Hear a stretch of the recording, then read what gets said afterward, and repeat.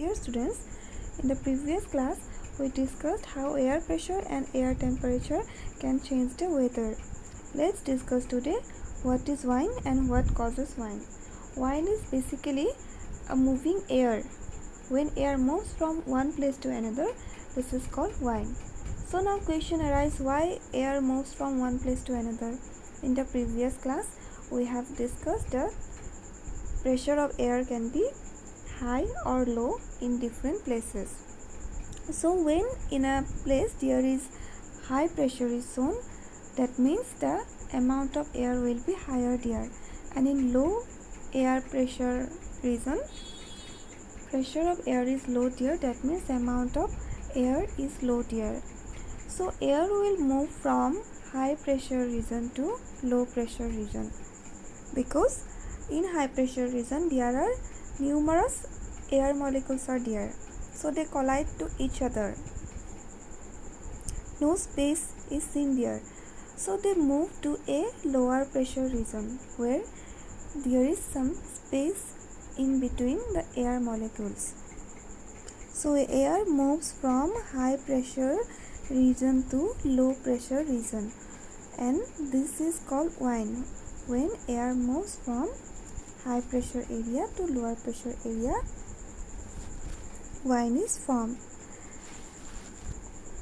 Now what path is followed by the wind? Wind does not move in a straight line, though when wind comes it is seen that it comes in a straight line, but wind does not come in a straight line, but it comes in a spiral path. Why it arises in spiral path? This is due to the rotation of the earth.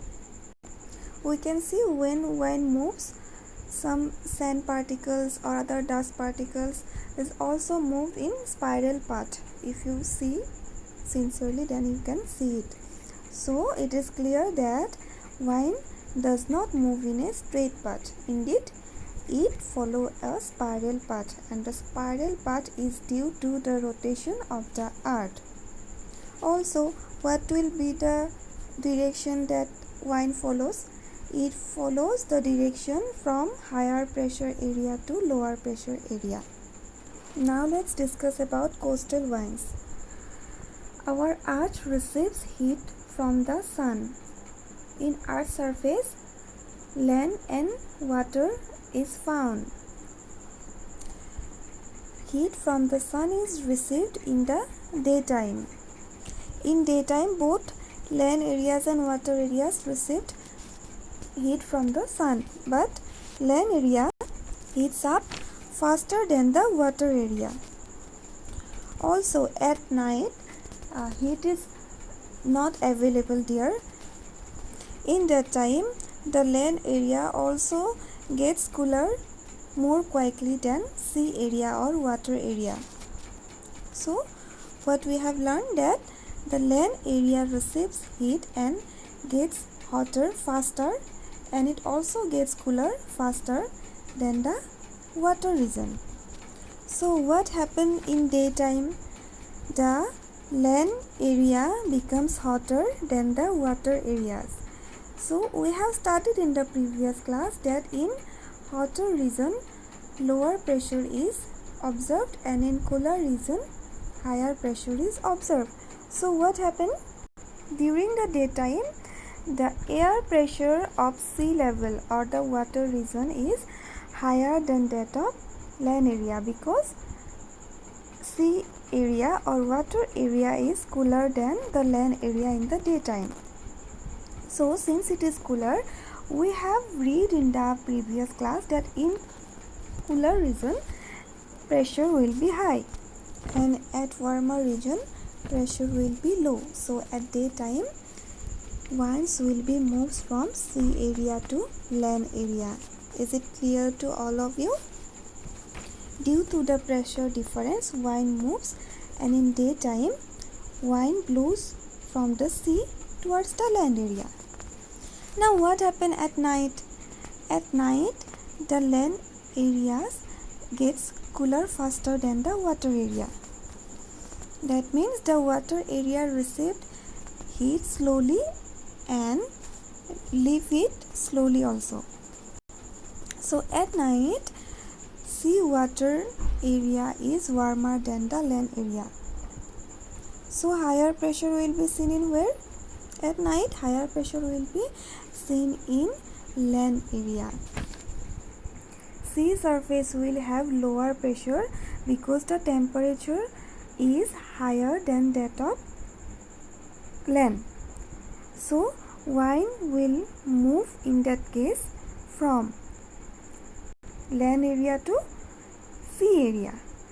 Therefore, at night what happens? The wind blows from land towards the sea. I think this is clear for all of you. Similarly, if we consider the whole earth, different areas receives heat in different amount. The equator areas received heat in higher amount than the polar areas. So equator areas are hotter than the polar areas. So pressure of air will be lower at equator than polar areas. So in this case what will happen? Winds moves from polar area to equator area.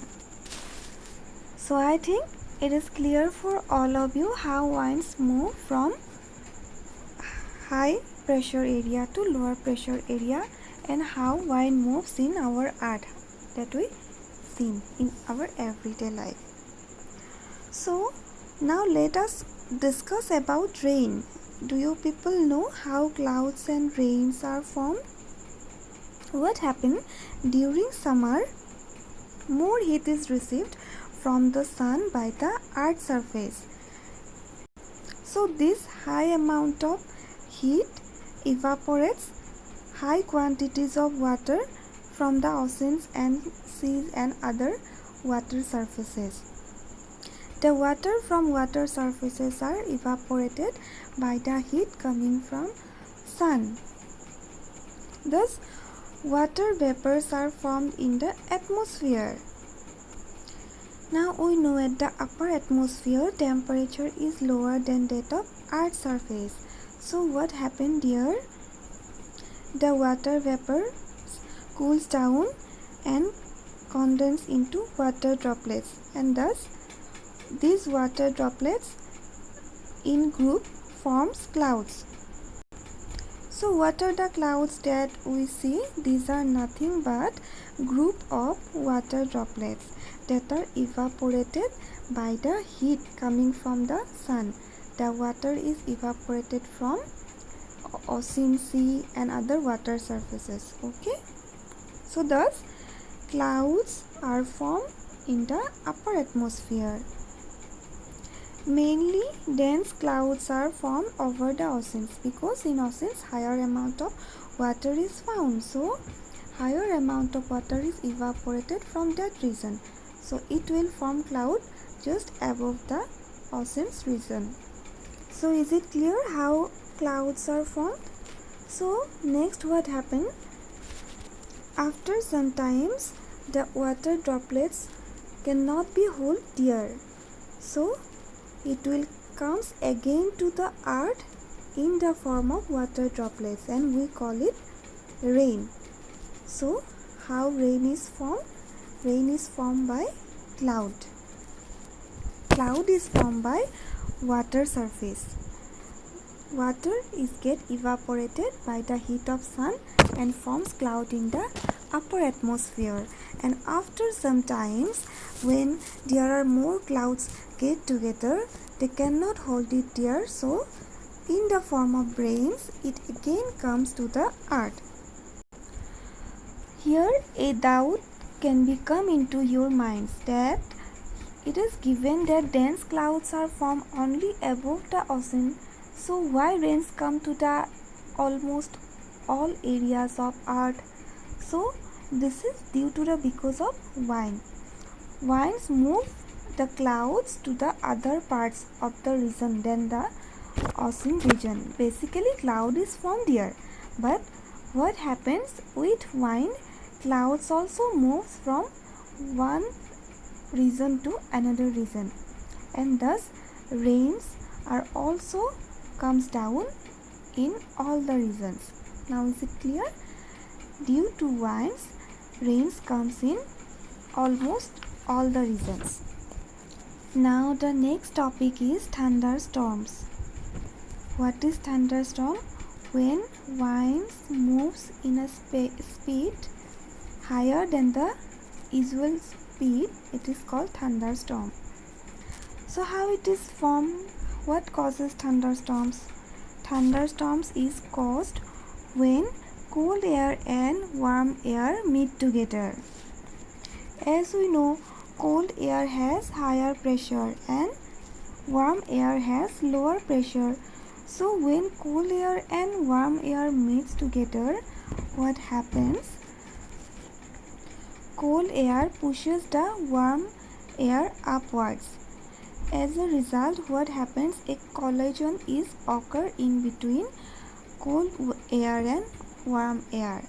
So a strong upward winds of warm air developed as the cold air pushes the warm air upwards, and cold air has more energy because its pressure is high, so it can exert a higher pressure on the warm air to upward direction. So warm air will move in the upward direction with a higher pressure. So this movement of winds is called thunderstorms. Is it clear for all of you? Thunderstorms give rise to heavy rain along with lightning and strong winds. Okay? Next, let's discuss about what is cyclone and how cyclone is formed. Cyclone is basically a form of wind, but it is a natural disaster because it can harm the nature and also the human being. So how a cyclone is formed? Cyclones are always found in ocean region. So how a cyclone is formed in the ocean regions? The water of ocean receives heat from the sun and gets hotter. The water surface just above the ocean level gets hotter by receiving heat from the sun. So the air just above the sea level water is also gets hotter by the temperature of the water. So when the air receives heat from the water surface, air pressure will be low. Pressure of air is low, that means space is found in between the air molecules. So air molecules can move here and there.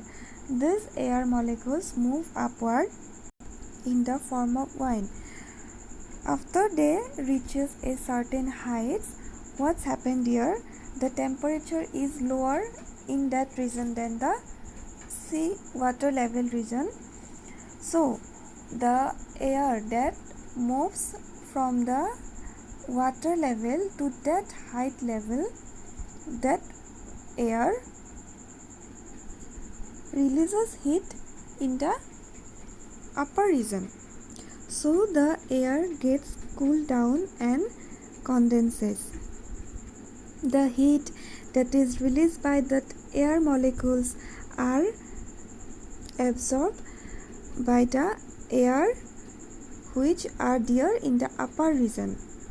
Can you understand it? That means the ocean water is at a high temperature because it receives heat from the sun. It will heat the air which is just above it. So when it hits the air, the pressure of air gets lower. So when air pressure gets reduced, air molecules can move here and there. That air molecules move upward in the form of wind. After reaching that air molecules at a certain height where temperature is lower than the water level temperature, it will releases its heat. The air molecules will release the heat that it contains with them from the water level surface. So they release it and they get cooled down. But what happened to the heat that they release? This heat will be absorbed by the another air molecule, the other air molecules present there. They will absorb it and they get warmer. So due to cold air and hot air, storms are also be caused there, because we have studied that thunderstorm is basically caused by the meeting of cold air and hot air. In case of here also, cold air and hot air meets there, so winds storms will form. If this process continues, this storms is produced every time, that it will form a cyclone. So what is cyclone? Cyclone is a large rotating windstorm.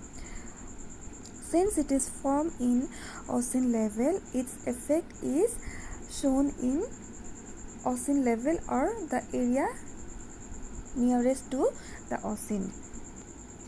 Now, what are the areas that are prone to cyclones? That means in which areas cyclones has greater effect.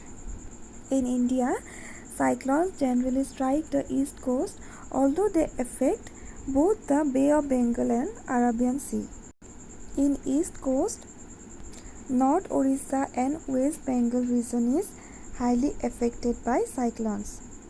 The coast of Andhra Pradesh and Tamil Nadu are also affected by cyclones. I have told you earlier that cyclone is a natural disaster. And what is disaster?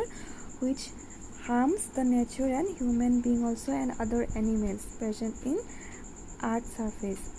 So cyclone also harms our human being, other animals, trees or other properties. So how cyclones can destroy? Due to cyclone, heavy rain and storms are arrived.